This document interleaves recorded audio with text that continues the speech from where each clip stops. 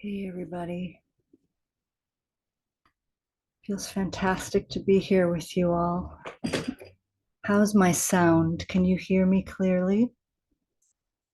Great. I'm just floored by the level of enthusiasm and participation. And there are a bunch more people who couldn't make it today, but they want the recording. And it feels like such a timely opportunity, like that there's a kind of convergence happening where we all want to talk about this particular topic. So thank you so much for being here. um, I want to acknowledge that there are some people that I don't know on this call, and I want to welcome everybody, people I've seen yesterday, people I haven't seen for years, and people whom I haven't met yet. I'm Jenna Milner, if you haven't met me yet. And um, my plan between now and an hour and 12 minutes from now is to um, speak for a while about where I'm coming from and my understanding and my experience of the non-dual level of perception.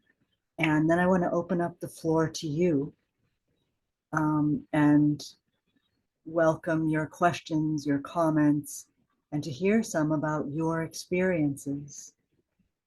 Does everyone know how to raise your electronic hand? I think it'll be under reactions in a menu at the bottom of your screen.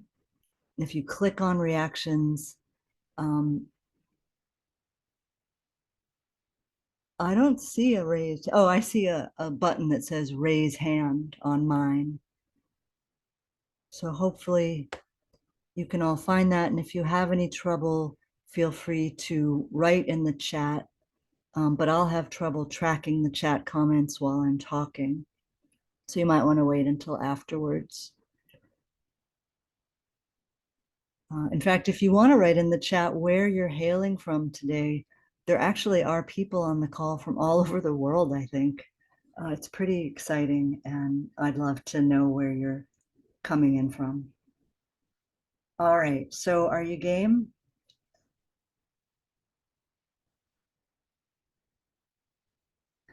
Um, it's a huge topic, and it's almost random where I enter the stream of this topic.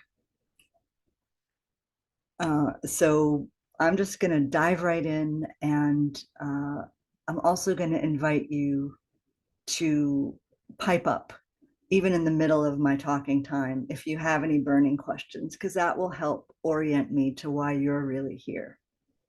But let me just start somewhere, and I'll start by telling you a story.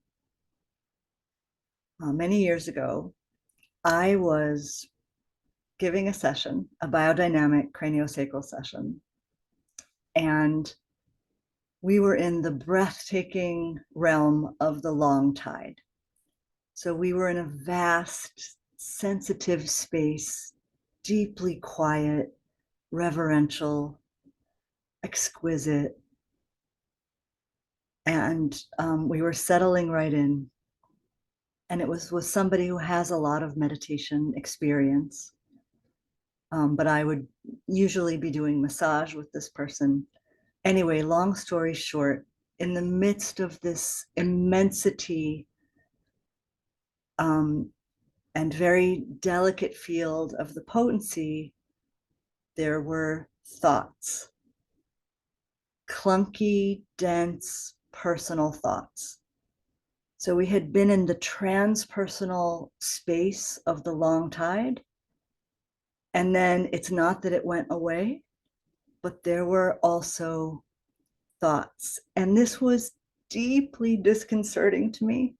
I can't even begin to tell you how strange it was.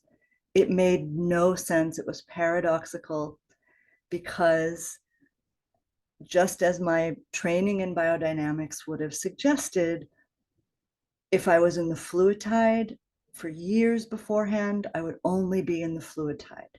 If I was in the long tide, only the long tide would be apparent. And here we were in the long tide, but we were also in some dimension where both the personal and the transpersonal were coexisting. I thought I had completely lost my gourd. And I actually thought maybe I couldn't do this work anymore, that I didn't understand it. And things were not clarified for me until almost a year later, when I went to an annual gathering, and it turned out that all of us, all my peers, were experiencing this same bizarre juxtaposition of numerous places on the map at the same time. And so was our mentor, Charles Ridley, who helped us understand these phenomena as um, as a new way of perception, as an evolutionary step in which all frequencies are apparent at the same time. So I'm curious, maybe you could raise your electronic hand if you have ever experienced this. I see some waves. I see some hands. Thanks. Yeah, it's really quirky. Let me back up now. So most biodynamic craniosacral training presents the work as a series of increasingly potent patterns, rhythms, or states of consciousness that that leap forward, let's say, that evolve by embracing wider and wider spheres. When you're in cranial wave and you're working with a part of the body, your hope as a biodynamic practitioner is that that part will integrate with the body as a whole, that the parts will coalesce into one seamless unit of function. And we call that the client neutral, right? The neutral is a condition in which all of the parts come together into one body. And we call that the tissue body. So that's the first unit of wholeness that we work with in biodynamic work. And it seems obvious that going from that one part to the whole of the tissue body is a leap, is an evolutionary step. And in this lineage that I'm coming to from within, that's actually a new state of consciousness, a state of consciousness that's moving from a splintered, fragmented, adaptive strategy to a state that's more whole, which we're calling the neutral. And then we continue to build on that evolutionary path by with the quantum leap from the tissue body, from the neutral, out to the fluid body. And then we evolve again, and consciousness takes us from the fluid body out to the wider whole, the more embracing, comprehensive unit of the universal body, the potency, the long tide. And then, just when we thought we couldn't include any more because we've dispersed out, beyond the edges of the universe, the known, then we take an evolutionary step in which we surrender our fixed identity with any kind of form, with the world itself. And we call that the dynamic stillness, the void, because you've essentially tipped over from the world of form, from the world, which is a world of form, into the void, which is no form, formlessness. pure potential. So at each step along this ascending current, we or our clients are transcending, um, we're transcending, we're including more and more. We're releasing our identification with whatever is left that is still limited. So we're, when we move from the cranial wave, the tissue body, the neutral, out into the fluid body, we are releasing our fixation on the physical, and we're incorporating what you could call the soul level. You're going from matter, physical matter, out into the first transpersonal step, the soul. And then you release your fixation at the soul level to embrace spirit, the long tide. Then you embrace any, even though it's just the slightest, most delicate, you can barely call it a fixation because there's hardly a you there in the long tide, but you do fall back, you surrender any sense of grip on form, and you fall back out of form altogether.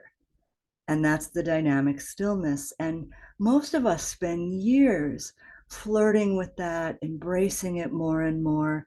And what happens then? Most commonly, a sense of anything personal blinks out, and we're just in the black void for any amount of time. And then we blink back in, and it's like, oh, there's the world, but the void is something we left behind us. We're going to call this path of greater and greater transcendence, we're going to call that the ascending current. And it's a trajectory from parts to whole, from manifestation to unmanifest, from density to greater and greater levity, from contraction to freedom. Is that clear, the way that I'm expressing this? So it's a path of allowing more and more, including more and more, freeing up areas of fixation.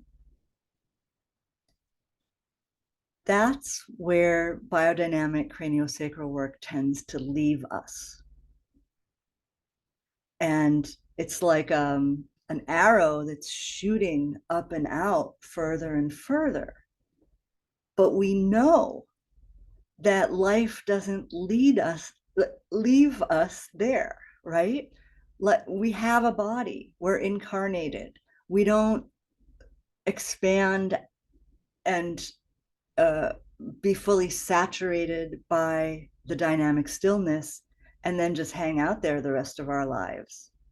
That doesn't make sense because we're still here. We always end up back here, even if you spend hours or days or weeks in that potent condition that we're calling the dynamic stillness. At some point, we're going to end up recognizing that there's a body, there's a self, there's a world. So what happens to that arrow? What happens to that up and out of the ascending current? That's what I'm imagining is what every one of you is trying to grapple with. Because at a certain point in our evolution, we start recognizing that the ascending current dovetails with a descending current.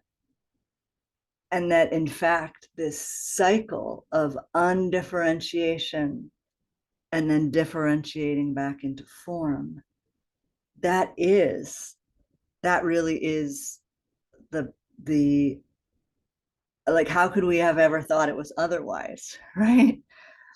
Because here we are, we always end up back here, wherever here is. Awareness is always aware once again. Even Ramana Maharshi, 12 years in the cave, and then he came out into relationship out of the cave built his ashram, answered his followers' questions. So there's always going to be this cycle. And what I love about it is that the question that it's been asking me is, okay, if biodynamics is expanding us into greater and greater states of wholeness, and we're not leaving anything in the dust, we're including and embracing wider and wider spheres of activity, which we're calling cranial wave, the neutral, fluid tide, long tide, dynamic stillness, that ascending current, then what is more whole than the dynamic stillness? If the dynamic stillness, if you could call that the one beingness, oneness, unity, consciousness, that's the dynamic stillness. What could be more whole than that?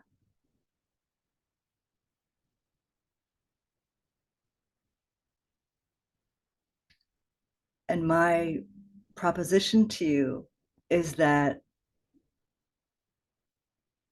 what could be more whole than the dynamic stillness is actually this bizarre state of affairs that we could call by different names, and I'll give you a sense of some of the names that we've used.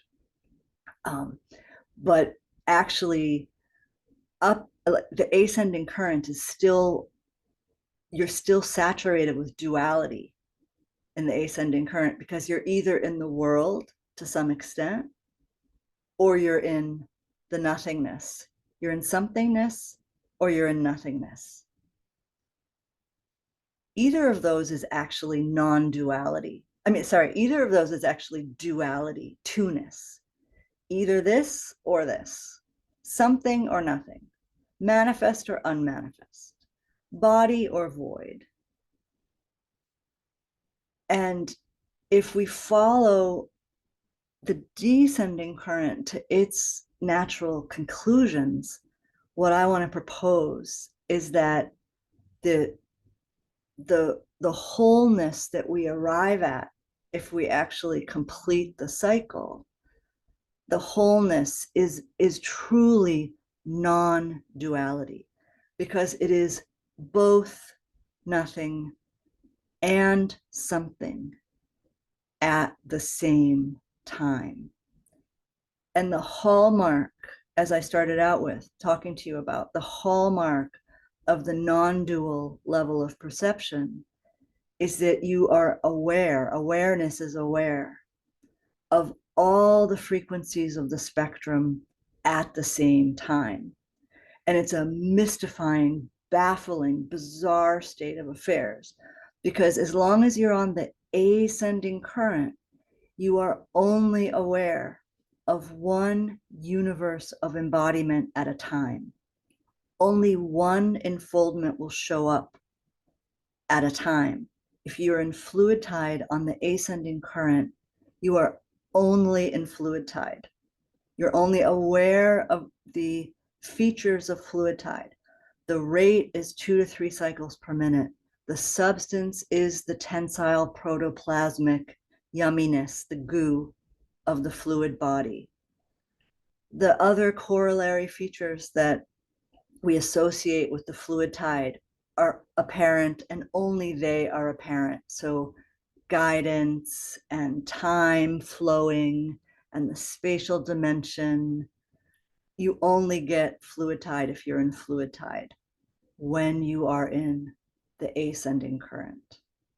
What happens in the non-dual level of perception, the descending current? You're aware of the fluid tide. You're aware of the goo body, the spatial dimension, the tempo. But wait, you're also aware of the vastness. You're also aware that you have a boundary around your skin, possibly for the first time in years. And you're aware of the suchness, the sense of presence, the void, saturating the world of form.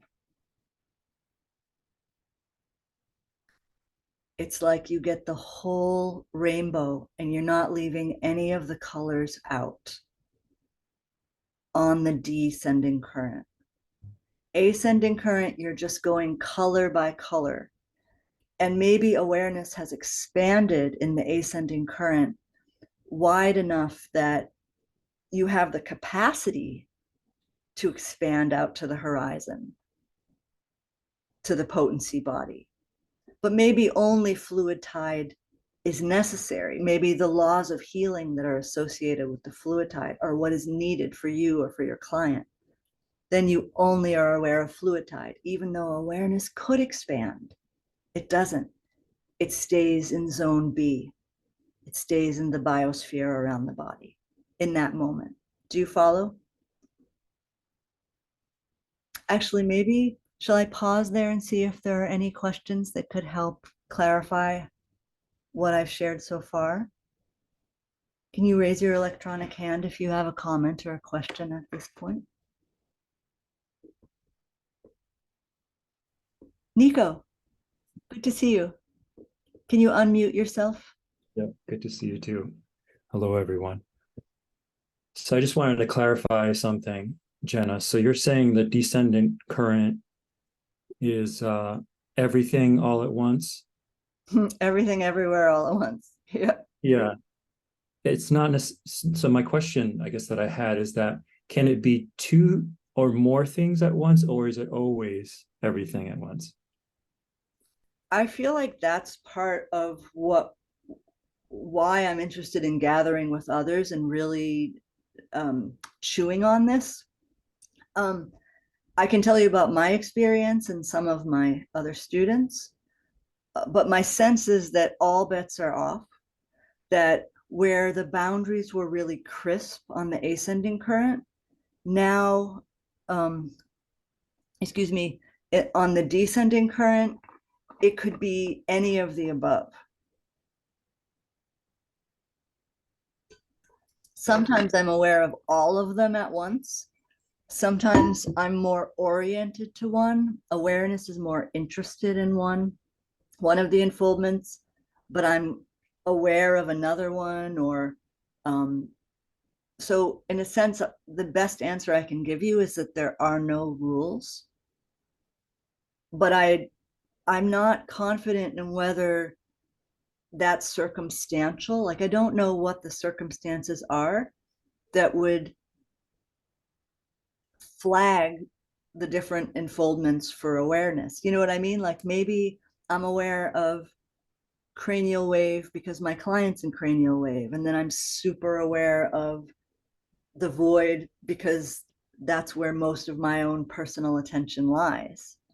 Or maybe I need to be aware of four different enfoldments, and so they all show up.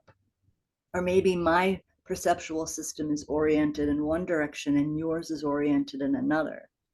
Certainly, one answer I can give you is that, and this is a direction I want our conversation to take now after I hear if there's a few more comments, but another signature move of this landscape is that whatever had been suppressed, obscured, or unavailable when it was transcended on the way up, now it's totally in your face. Now it rises up. Anything that's been suppressed, the non-dual level of perception is a perception that indicates that there's not so much suppression anymore because there's not so much of a personal self engaged in suppressing. And so anything that was left back on the road to freedom, the first swing through from contraction to freedom, now the pendulum swings back and we find ourselves in a fairly uncomfortable state of affairs. The bliss, the seduction, the beauty, just the reveling that happens in the ascending current. Now in the descending current, it's not pretty. Like suddenly life is messy again. We had been living in this sublime state of affairs where things were just getting better and better. We were cooking. we were into the ecstasy of biodynamic craniosacral work or meditation, or, it felt great. And then eventually we just weren't even there at all. We were just saturated in the juicy void. And it was so potent, and it was the realm of miracles, and everything was happening.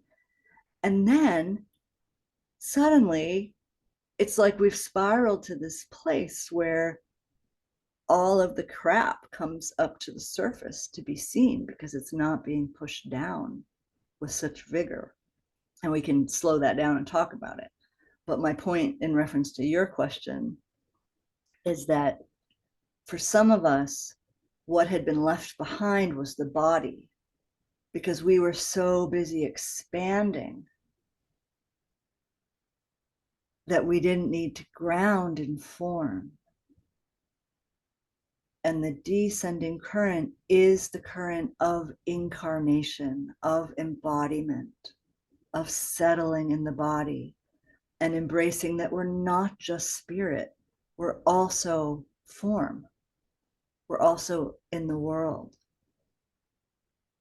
And so sometimes what's super in your face is like, I have this boundary here, I have weight, I have tension patterns, I have a history, I have wounds that haven't been inertial fulcra, as we would say in our work, that haven't been released or liberated at any level of experience. So it's everything, everywhere, all at once, but in particular, it tends to be the everything that had been suppressed or denied. And that's what we're aware of. Sometimes I have people, you know what I mean? Sometimes I'm working with clients or have colleagues or students where it's literally the fluid body that has been denied. So they have a very sheer crystalline field. They're incredibly expanded, but they're less certain about taking up personal space. So I think that some of these are factors. That's why I'm naming these things. For some people have been so acclimated to being in a personal self that it's the potency that may appear strongly. I feel like we're still sorting out the answer to your question as a community. Do you want to say anything more about that? Or where your question came from, or was it just genuine curiosity? Yeah, that was curiosity. Thank you. That was very helpful. I appreciate the opportunity to expand on these points, because I'm not really sure. I really want to hear how this is sitting with everybody. Anybody else? Can you raise your electronic hand? Zoe. Hi, sweetie. Oh, Zoe's gone. Meg. Oh, Zoe, raise your hand if you want to come. Did you have a question? yeah. Meg will wait. I knew it. Thanks, Mego. I'll keep, okay. So I have a two-part question. My first question is, so it sounds like on the ascending current, there's this very clear direction and hierarchy, and there's like a directionality to where you're going. And I'm wondering if that exists at all in the descending current. Like, is there any, are you just in the descending current and that's it? Or is there still this sense of something evolving that because you talked about the ascending current like almost like an arrow. Mm-hmm. I'm wondering if that exists in the descending current, if there's still, so that was my first question. And then the second part, which I think kind of relates, is, and then do we go through it again? Do we end up on the ascending current again and then the descending current? Or is this like a once time on the loop, a lifetime deal? Yeah, super. There's a lot we don't know. And certainly, since we're coming from the perspective of biodynamic craniosacral work, I would say certainly as a bodywork community, there's a lot that we don't know and that we don't talk about, where perhaps spiritual communities are a step ahead of us on this point. And most of my own questions about this landscape have been answered by my meditation teachers and not by the biodynamic craniosacral profession. It was Mukti, who is my meditation teacher, or has been for years, who suggested, and she was talking about the spiritual landscape, but I think it's a perfect fit. She suggested that the pendulum swings back and forth. And like what I would insert here is, where are you starting your arrow from? Like, I like to start the arrow before birth, because when an infant is born, they are utterly undifferentiated. And it's a path of healthy growth and development for that newborn that still has the divine in their eyes, where you look in their eyes and there's nothing personal. It's all, that's pure undifferentiation. Their path of growth requires them to actually differentiate. So there's an evolution right there, where the arrow, the trajectory is from undifferentiation to healthy differentiation. And then that's where most people show up at a biodynamic class. They're kind of like a, compressed kernel, where they're gravity laden. They're well, speaking for myself at least, they're like all these tension patterns that haven't been unwound yet, and we're ready to unwind. And then we begin the arrow of undifferentiation from cranial wave to dynamic stillness. Now I'm presenting to you the path of incorporating all the places that were left behind, the all frequencies at once. But what I understand from Adyashanti, my root meditation teacher, there's a path of undifferentiation to what he calls no self. So I do think that there is this natural cycle, and I don't know yet how useful it is to be quite fixed on, where am I on that path? But certainly I find that it's valuable to recognize where I am on the path, the same way when we're biodynamic students and we're completely intoxicated by the fluid tide, but we recognize that we still have expansion left to do because we haven't felt the long tide yet. That is that orients us. The path gives us an orienting, it's like an orientation device, which I find extremely useful. So again, my answer is kind of, I don't know, but to a lot of your questions. But I think that the arrow continues to flip back and forth. That would be my assumption. Kim, I thought you had your hand up previously. Did you intentionally take your hand away? Okay, great. You're back in line. Meg, thanks for waiting.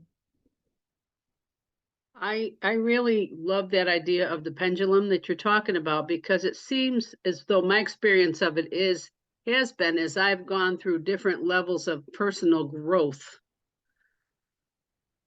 I've kind of gone back to like an ascending current toward the descending current and then into the descending current. That's not so much doing body work on another person. That's my own personal experience. Yeah. And I tend to do the biodynamic work with children. And I really often don't know where I am there. But there's a sense of deeper connection with the soul of the child. I can tell you that. So anyways, I just wanted to add that I think that pendulum idea really works for moving between the ascending and descending current. And that we don't, we're not going to stay in a descending current ad infinitum, because we have to come back, because the descending current itself does bring up our stuff for healing, on the healing path anyways. And then I think I would say the ascending current really helps us address it, those levels of consciousness of the fluid tide and the long tide. Can I try something out on you? Yes. I'm not, I think you and I are on the same wavelength, no pun intended, but that Right. we're using language a little bit differently. Like when you're on the descending current, you will be aware of all of the Right. elements of the ascending current. Yes. But that's different Yes, and I'm on the ascending current, because they're all appearing at once. right. Which makes it so confusing. I'm going to let you Yeah. get a word in edgewise in a second. No, that's okay. I'm Like when you're working with the kids, I would suggest that it's actually a measure of your maturity in the work, that you're not fixating on where you are on the map. You're being in the moment with the kids. And it would yes. be, it's part of what I want to present to this group, that when we're operating at this level of awareness, it's, I just have to find the word. What is it? When you're operating at this level of awareness, because you're aware of so many different things that seem to contradict each other, and or you're aware of nothing, like the stillness might just swallow up all the phenomena, so that you're not aware of anything clearly in the way that you did. It is so frustrating. So Meg, in your case, it might be that you're just not, it's almost like learning to drive, and you're like, okay, I know the right hand turn signal is here and the left hand is here, and here's the wipers, and you're super aware of all the features of the car. Right. But then once you learn to drive, it just kind of goes onto an autopilot. It Exactly. can be that you're more on autopilot in a good sense of the word. You're driving, you're still driving, but awareness doesn't have to pay attention to all the details. That's well said. Well said. Yeah. All right. I'm good. Thrilled to hear from you. Yeah. And I actually had the same question that Zoe had, so you answered it. Great. All right. Lowered the hand. Joan. Is that Joan? Yeah. Hi. Are you muted? Yeah, you're muted.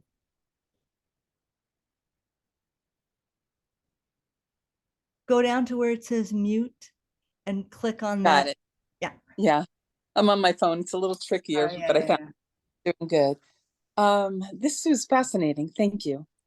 It totally makes sense. And the first thing, it's interesting that you brought the birthing process up, because I just kept feeling, okay, spirit, before you said that, spirit into form, spirit's coming into form, like it's a birth or a rebirth of sorts, because we're going out to the void.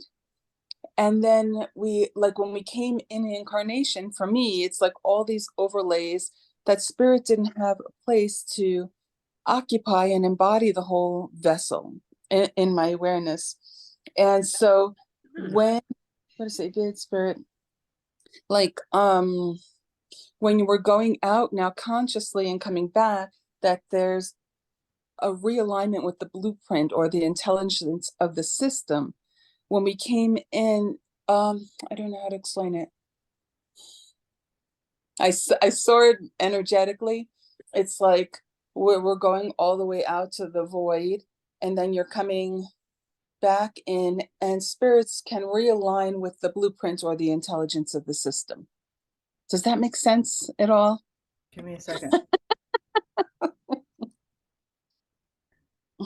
So the blueprint of the system is the long tide, right? Is the wellness, is the intelligence, it's the align. How I see it, like I haven't, when I studied cranial, I haven't heard the word ascending. So this is a whole good new thing, learning these words. But it's the embodiment of spirit in physical form. It's like, I don't know how I see it. It's like the divine is inside us and we have an opportunity to reconnect and realign. Does that make sense at all? Oh, yeah, very much. So the specific blueprint for this body is the fluid body, right? That which knows how to maintain homeostasis in this form. That's the personal blueprint. That's what the fluid tide is. How I see it is spirit in physical form. It's your Spirit. own spirit, meaning you said you go all the way out to the spirit or to the divine or to whatever that's the long tide. Spirit is the animating principle that brings life into the body. It's transpersonal. It's spirit. Mm-hmm. And then the void, when you said you go out to the void precedes any form at all. Mm-hmm. So now let's go back to the moment where you started, where you said you've been out in the void and then you come back. Mm-hmm. It's my experience of this, and I'd love to hear yours, but the way that I experience it is that it's not that the mini me comes back. Yes. What we're talking about happens after someone is saturated in the dynamic stillness enough that it's what comes back through into form. It's seeing through my eyes. It's living through this body. Mm-hmm. That's really what the descending current is. Yeah, that's what it feels like. Oh, great. Oh, that's great. And it feels like the essence of who we are as souls, as embodied spirit, whatever we call it. There's a meeting, a recognition that the cells can expand to become more of who we are, our own divine, unique expression. I don't know if that makes sense at all, but that's how it's beautiful. That's beautiful. Yeah. Thank you for your words. That's such a gift. Thanks. Thank you. Thanks, everybody. Yeah. Yeah, it's really fun for me to have people here from different lineages of biodynamics, because part of what I'm hoping to do is co-create a common vocabulary so we can talk about these phenomena. So I really, I'm so thrilled to see the people that I love and know. And I'm also really thrilled that there are people who are coming from other educational streams and lineages. Thank you. Thanks for showing up. Keep your questions coming too. I want to hear from you. Kim. Hello. I'm so happy to be here, first of all, and I'm looking so forward to scheduling an appointment with you. That's where I left off. However, so speaking of this place that you're talking about, it just feels so wonderful, like, that's what that was. Because there are 2 times that I have had a craniosacral therapist working on myself. And both of those therapists had also taken zero balancing, which I don't know anything about and haven't taken that. And during the session, and these were years apart, these sessions, during the session, I went from that fluid place to back in very much in my body, and symptoms very much became very profound that weren't even there before the session. There was this buzzing in my knee, just would just keeping all of my attention, taking all of my attention away out of the fluid tide, descending into the body. And the first time that it happened, I just felt like I could just get off of the table and run. It felt like a favorable thing. No, like I was going to run away from the situation. Run away. I couldn't stay in that place and that healing place. Yeah. And then the second time, the therapist was a little more versed in dealing with emotional stuff that came up. Mm-hmm. And so she was a little more welcoming to the awareness and to what it was saying and what it was bringing up. And that was so helpful and therapeutic. And it felt much, so at that moment, I felt much more able to connect to what my body was trying to tell me, my physical body. Yeah. And I feel like in that moment, I was able to clear things that were stuck there. And so that's being the client or with other practitioners. And then myself being the therapist per se and working actually with children is fascinating. So I have been in the place where in the fluid tide with my grandchildren, my two granddaughters at different times. I've been very involved in raising them for the first 11 years. And then I had another grandchild come into my life. But in the meantime, I had also done some cranial biodynamic stillness with infants of clients, like a doctor's infant. And that was amazing to be in that place with them, the fluid tide, until it was my grandson that I was, wanting to be in that place with him, feeling this very denseness in his occipital area and something with his liver I was sensing. And so I was really wanting to be in that place with him. And he just, even as an infant, would resist any of that. So that was when I was like, it's, I need to get myself more in alignment, because he's such a little divine being. Like, what am I doing wrong? And I was getting and time after he's now 3 years old, and even his mother trying to do different stuff with him. He's very resistant. Okay. And so you're putting so much on the table that I want to make sure that I stay clear about what you're bringing in. Mm-hmm. I really was following you in terms of your own receiving of the work, and I want to talk to you about that. Are you bringing in a different pattern now in terms of working with your grandson, or are you making the correlation with your experience receiving?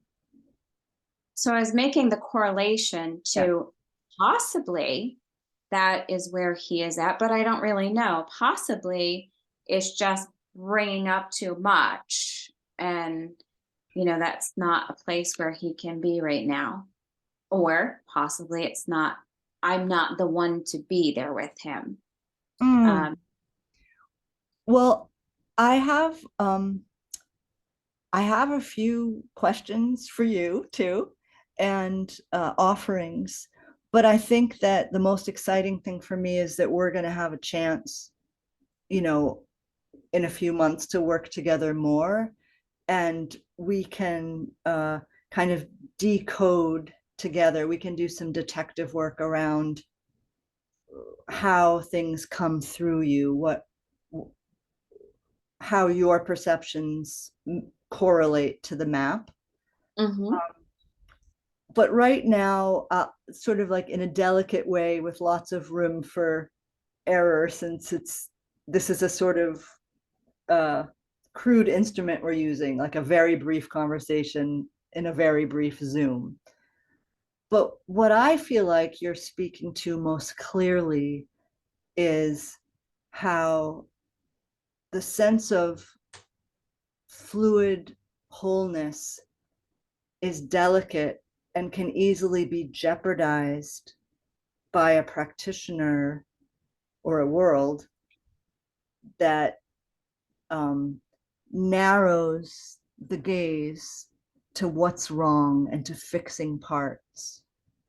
And so, for example, when you were working with the practitioner and your knee was buzzing and you wanted to just run away, to me, what that sounds like is that you were in a beautiful fluid tide and the practitioner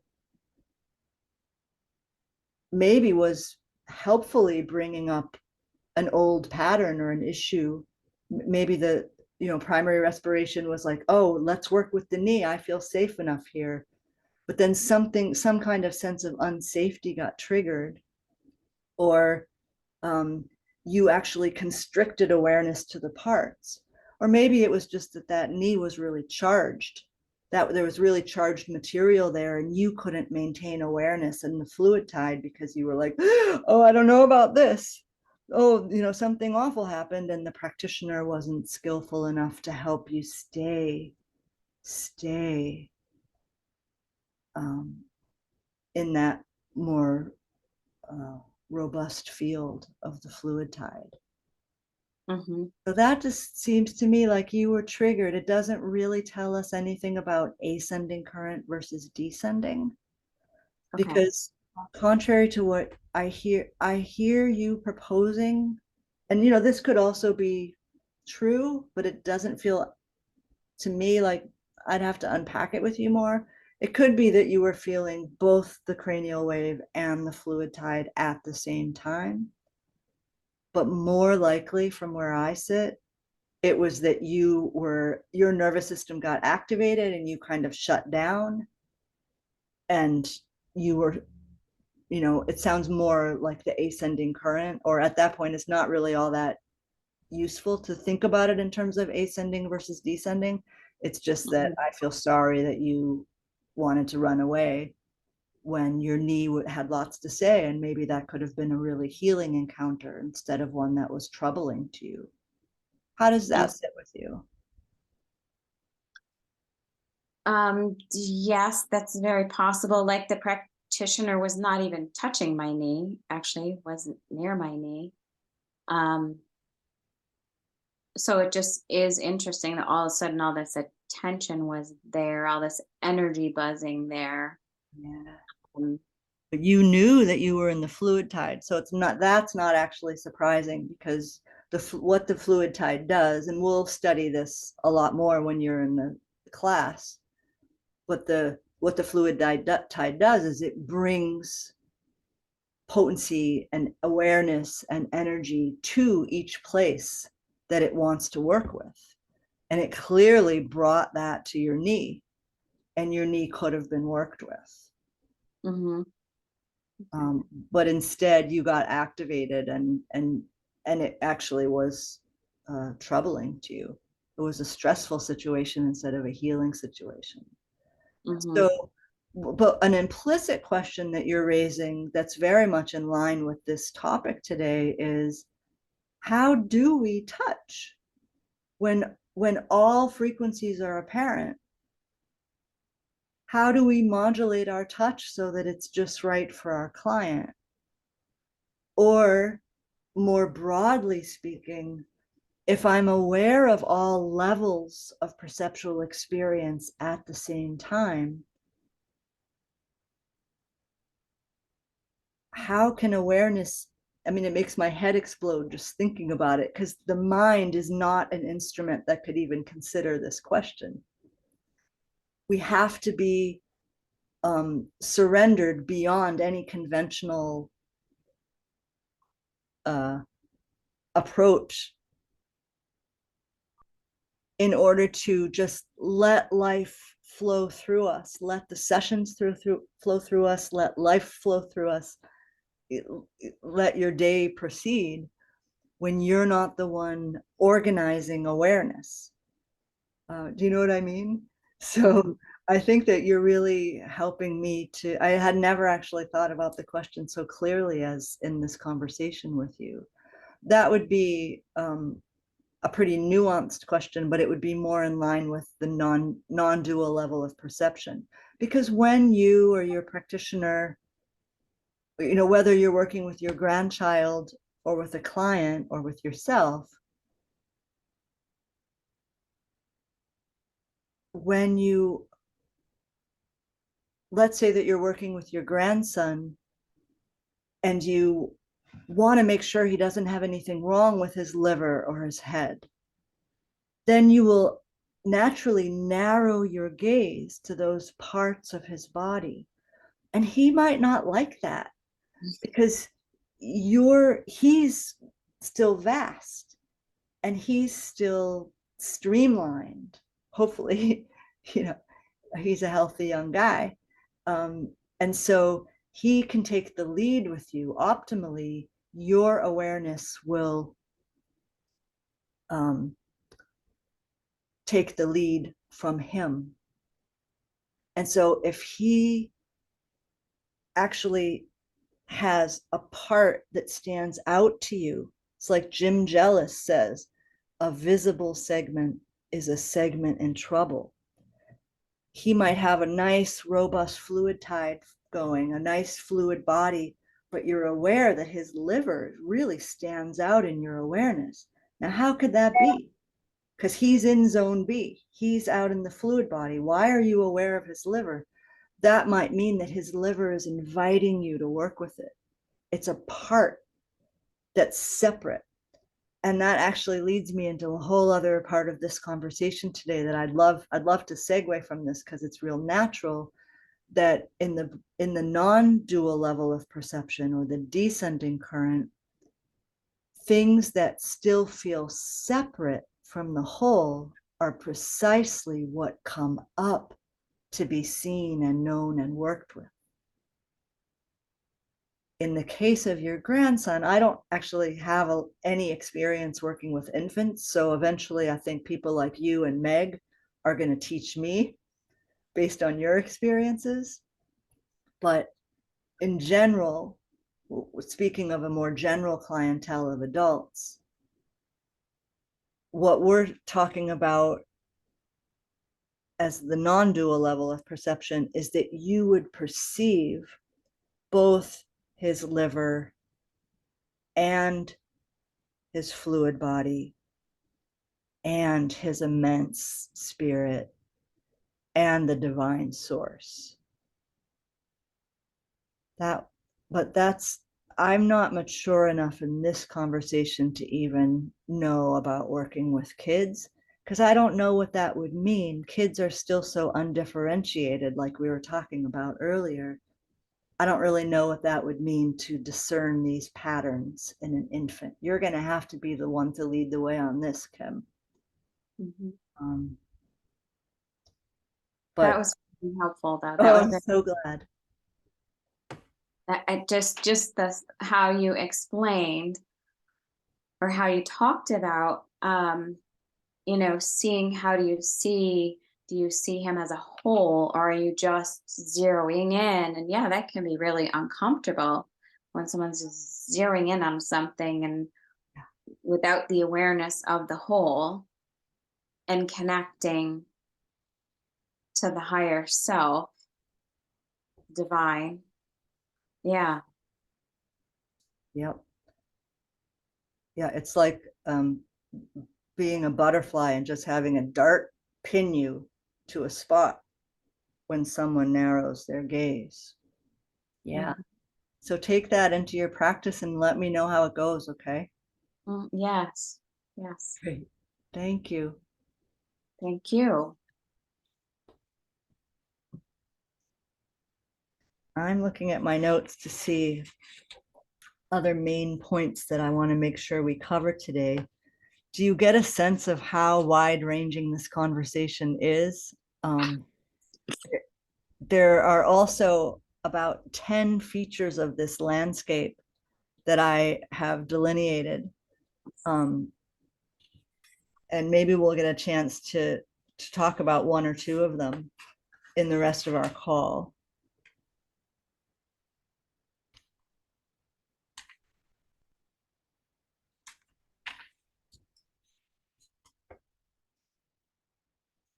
I think that a wonderful phrase from my meditation teacher that I could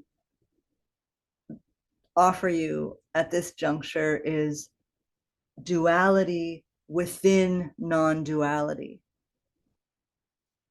And so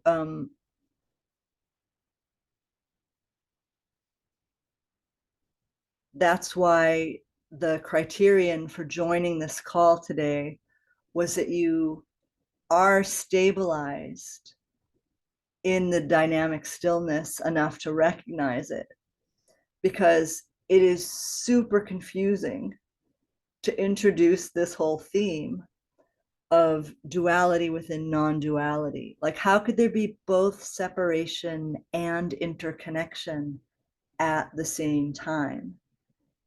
It just the language is baffling.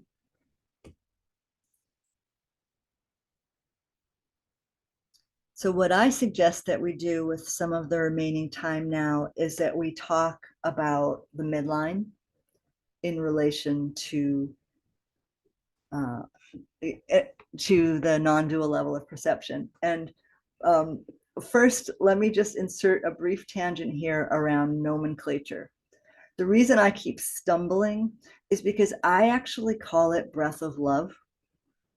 And I think it would be more comfortable for me to call it the breath of love, and that my language would be more smooth. So, so let's take a tiny tangent about what we're calling this, what we're talking about. So the descending current, everyone seems to be getting. And the non-dual level of perception, I think I explained enough for you to understand why I'm calling it that. That language actually comes from an American philosopher named Ken Wilber, who speaks about the ascending and descending current in a different context that my mentor has imported into biodynamics. My mentor is Charles Ridley from 20 years ago. He and I have diverged a lot in our paths, but he's the one that really has given us some of this foundational language so that we could even have this conversation. And he started out calling this the undifferentiated breath of life. If you look at his book Stillness, you'll see in chapter 9 that he's calling it the undifferentiated breath of life. Later, he started calling it the pure breath of love. And that was kind of unwieldy. So I, and now you, my community, have been calling it simply breath of love. And it is the non-dual level of perception, because it's perception both of duality and non-duality as one whole. And that's what we were speaking about earlier, that my sense is that this is an evolutionary step, that what we're perceiving is actually, instead of limiting ourselves to the two sides of one coin that you could call the form and the formless, or the manifest and the unmanifest, local and global, personal, transpersonal, or universal, the parts and the whole, the many and the one. Though that's two-ness, right? Duality. And now this is true non-duality. its true oneness, because it includes both the parts and the oneness as one whole. So this is a step forward. This is more whole than simply experiencing the blinking out into the dynamic stillness, which is where I think we all begin. So was that good for names? Now I'm going to call it Breath of Love, and you're going to know that I'm continuing to talk about the same phenomena, the same state of affairs. So if you're on this call and you're my student, you know that and actually some of you others have come to my heart perception event. So you know that I tend to emphasize a recognition. How do I want to say this? You know that I value heart perception, perceiving from a place at the back of the heart as a way of engaging biodynamic craniosacral work. Because the back of the heart, if you don't know what I'm talking about, there are a couple of free videos on my YouTube channel that go deeply into this point of heart perception and exploring this back of the heart place. That place, that swinging door at the back of the heart, was initially how I was teaching how to find the meeting point of stillness with activity, dynamic stillness and primary respiration. Do you follow? That swinging door between the two can be found at the back of the heart. And so often on this path, we spend years really cultivating awareness from that observational perspective. Wholeness.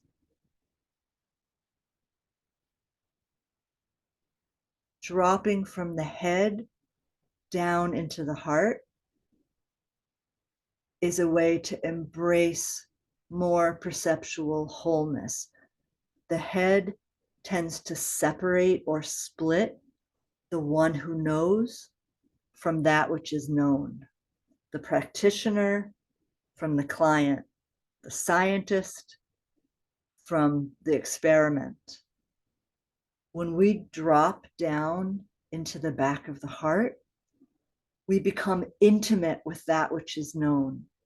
So we go from being more aloof and separate to being completely united, connected. And then we know whatever we need to know because we're right in there in the pool with our client or with our cat or with our partner or our baby, our grandson. You know, to know someone from here is mind-boggling and evolutionary, revolutionary. Breath of love requires us to drop further. Breath of love is a phenomenon that comes online. The non-dual level of perception is engaged when our heart unifies with our belly and pelvis.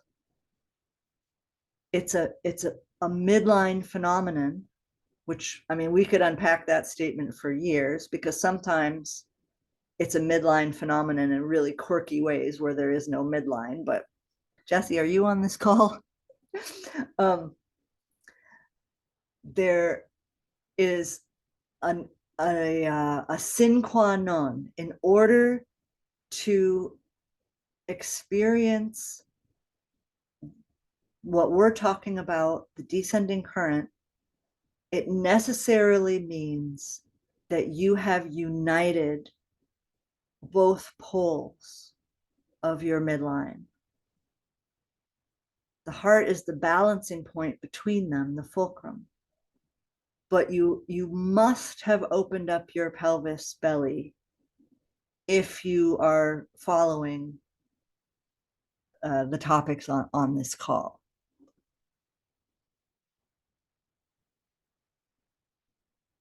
What else do I want to say to you about that?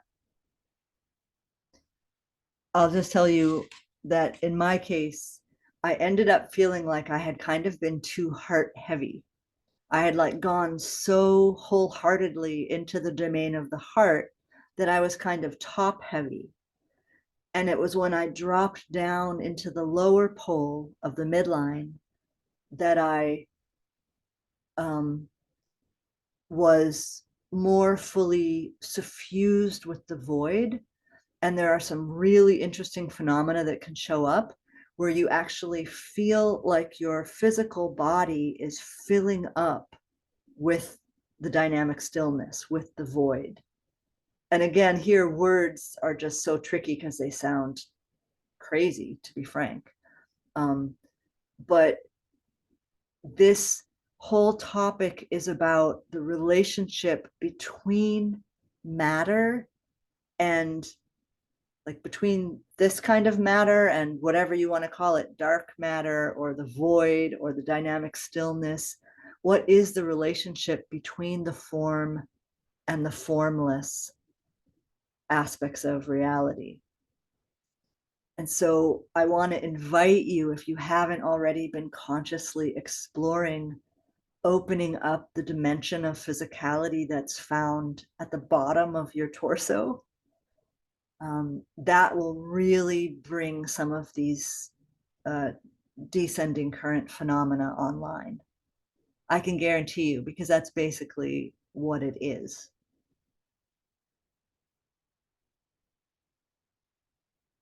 Questions or comments?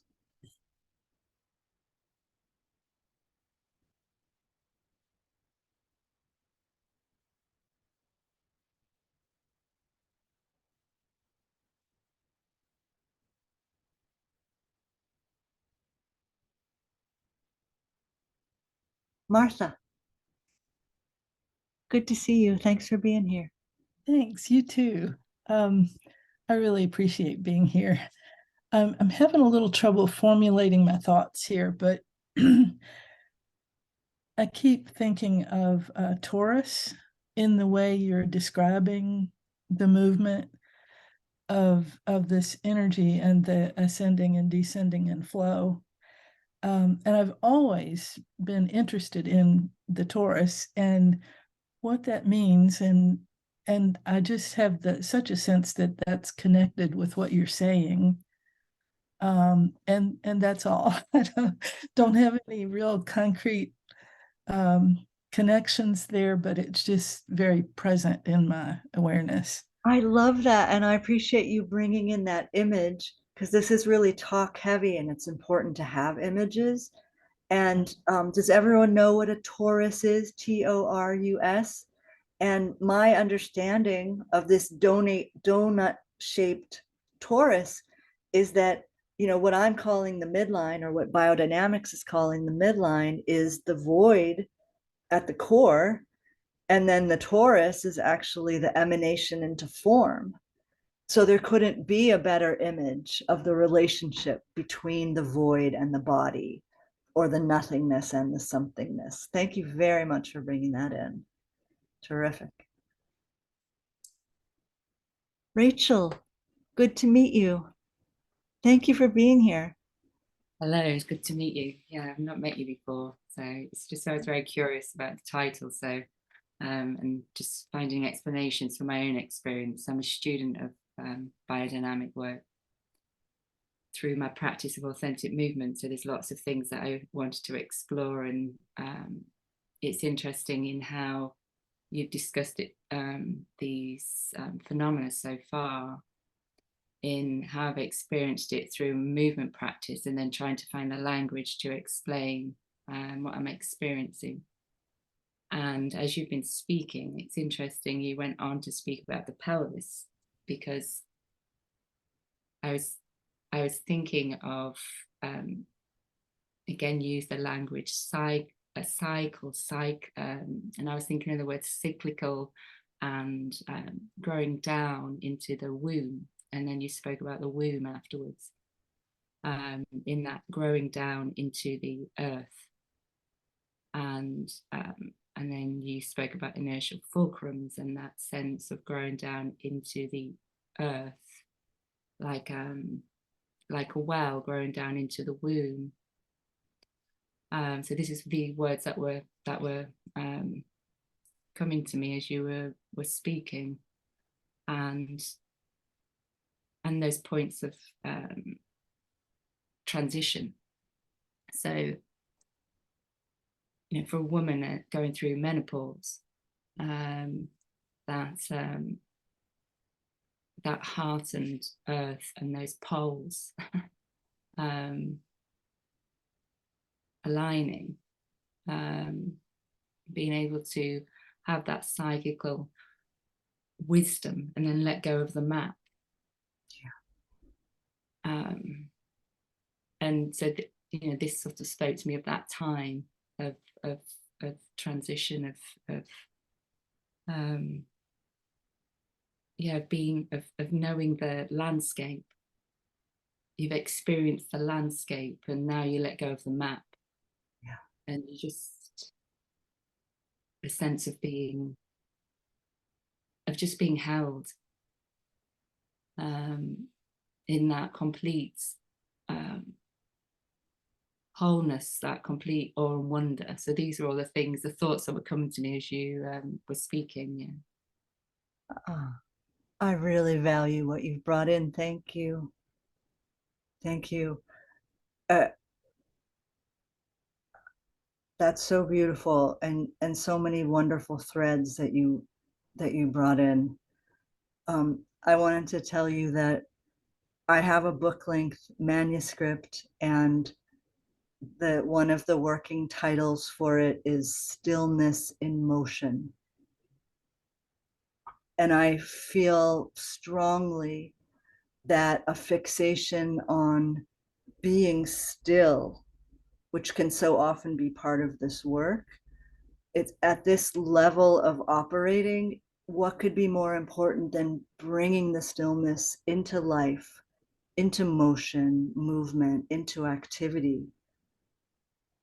So I love that you're bringing in movement.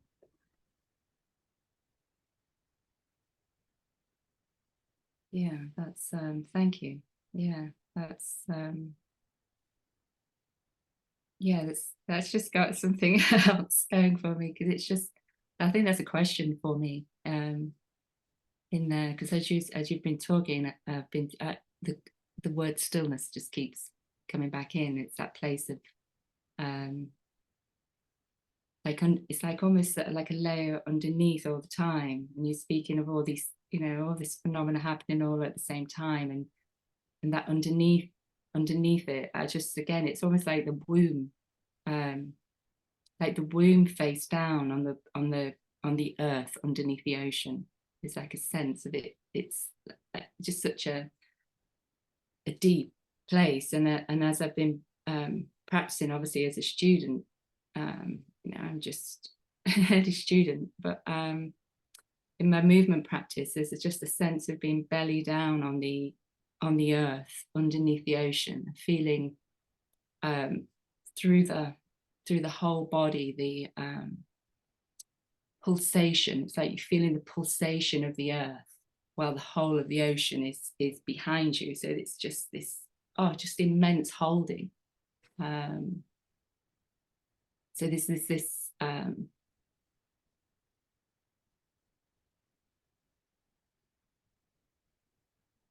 breathing but not breathing, if that makes sense. Totally. Breathing and being breathed, moving and being moved, all at the same time. Yeah, just and not there's a divinity, like a sacred breath, again experienced and forever changed when there's a sense of emerging from deep, like you're in the bottom of a well, in this deep emerging from the earth, yeah, from the womb. Yeah. Yeah, stay with those kinesthetic insights. You know, don't let my I want to say something in reference to breath of love from what you're saying, but I really want you to not be distracted from that. You're invoking something so strongly. I really want to invite you to stay with it and not be distracted. But I want to say to everyone not to be distracted in breath of love by the rising up, like by the breath, by like the being breathed is going to hold us. The ocean behind us is going to embrace us. The support of all of those fundamental resources that we developed on the ascending current, they are still available. But in breath of love, you're likely to be very distracted by what seems like it's opposite. Furious thoughts coming fast and furious, a sense of separation, of like the heart might feel like it's pounding because you have an individual heart, and the heart racing is actually one of the phenomena that's associated with breath of love. Breath of love means that consciousness wants to come through you and soak up all the sensory impressions that your body give it access to. Sometimes it felt like my eyes were going to pop out of my head because it just wanted to see everything. It's basically a state of being unfiltered. And so sounds are just helter skelter. You hear everything at all levels of hearing. You see everything at all levels of distance. You are experience interpenetrates with your form in a way that for the egoic level of consciousness can be very, very uncomfortable. And so the way that Rachel is really saturating our field here, can you feel it?